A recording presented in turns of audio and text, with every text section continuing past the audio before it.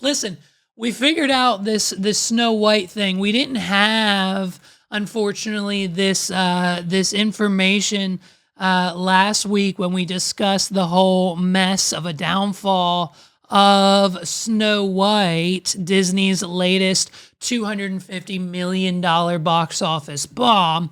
But it's fine. We've got 2 new points to add to the story, and then we'll move right along. First and foremost, we've got, I think, either like the director or the producer's son, somebody sounding off on Instagram, defending the fact that their father, who was involved in making this film, is simply just really defending the family name, and at the same time letting everyone know exactly what's going on behind the scenes. My dad, the producer, so the producer of the movie, this is his son talking. My dad, the producer of enormous piece of Disney IP with hundreds of millions of dollars on the line, had to leave his family to fly across the country to reprimand his 20-year-old employee for dragging her personal politics into the middle of promoting the movie for which she signed a multi-million-dollar contract to get paid and do publicity for. This is called adult responsibility and accountability, and her actions clearly hurt the film's box office. Free speech doesn't mean you're allowed to say whatever you want in your private employment without repercussions. Tens of thousands of people worked on this film, and she hijacked the conversation for her own immature desires at the risk of all of the colleagues and crew and the blue-collar workers who depend on the movie to be a success. Narcissism is not something to be coddled or encouraged. What are we doing? And so that's the son of the producer of the Snow White movie sounding off on Instagram to pretty much all of the haters who are kind of siding and defending Miss Rachel Zegler and her actions to what seems to be a self-sabotage, what seems to be what she thinks is the right thing to do. Hey, you know me. I'm always in the middle, baby. I'm not on Jonah's side. I'm not on Rachel's side. I'm just an unknown podcast host that gets killer numbers. What are we doing? But here's the issue. What could have saved the movie? We thought long and hard about it. We asked our friends. We asked our family members. We took surveys. We did everything in our power to come up with a solution. What could have fixed the Disney movie? Was it real animals? Was it real dwarves? Was it sticking to the narrative and the script of the original 19, 20, 37, whatever, original actual story of Snow White? Potentially, yes, all of those things, but the number one thing that we all agreed upon that would have fixed this movie is the simple fact if we simply replace Rachel Zegler with Sydney Sweeney. What are we doing? You know what I mean? The only way the movie could have been saved is if you're making Sydney Sweeney Snow White. And you replace Rachel Z with Sydney Sweeney, and it's $1 billion in the bag.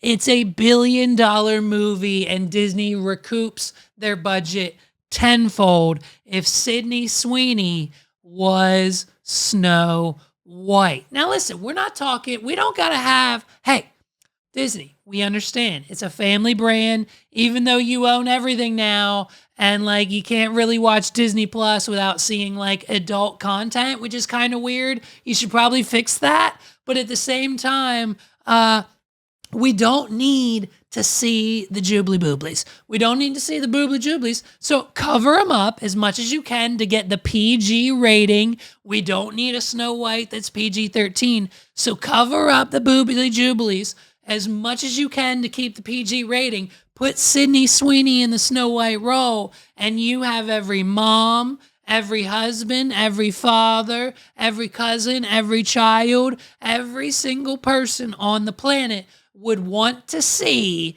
the Sydney Sweeney rendition of Snow White. What are we doing? Yes or yes? Yes or yes? Like it's one of those situations. Like Sydney Sweeney, she's hot right now. She's fresh off of the wedding cancellation. She just called it off with her fiance. What's his name? Jonathan Davino. Hey, who's that? What are we doing? I understand why you're with someone named Jonathan Davino when you're just at the beginning filming Euphoria season 1. No one knows who you are yet. No one's seen your Boobly Jubblies yet. No one really understands you as a talent or an actress yet. But now that we're famous, and now that we're at the top of everyone's list, and now that we're on every single TMZ headline, now it's not really par of the course of A-list celebrity status to be with someone that no one knows anything about. And knowing my luck, I'm probably completely wrong here, and Jonathan Davino is some like well-known figure in the Hollywood movie industry, something like bullshit producer that like I just don't know about. But at the end of the day, Sydney Sweeney should be with someone I don't know, like Glenn Powell. What are we doing? And that's like the rumors, right? That's the swirled rumors circulating that the reason she called off the wedding to Mr. Jonathan is because of the alleged affair with Mr. Glenn Powell due to the online romance and chemistry they had filming that one movie that no one really watched, I think, on Netflix anyways. What are we doing? And so, you know what I mean? But like, hey, the Glenn Powell affair, it's just deny, deny, deny. All we hear is, no, it never happened.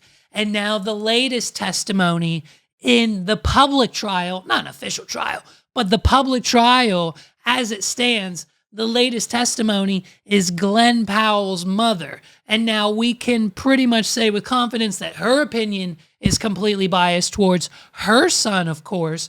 But in her own words, and I quote, the whole Glenn and Sydney Sweeney affair, A, never happened, B, never would. They're just friends. And Glenn, he's just a really, really nice guy. What are we doing?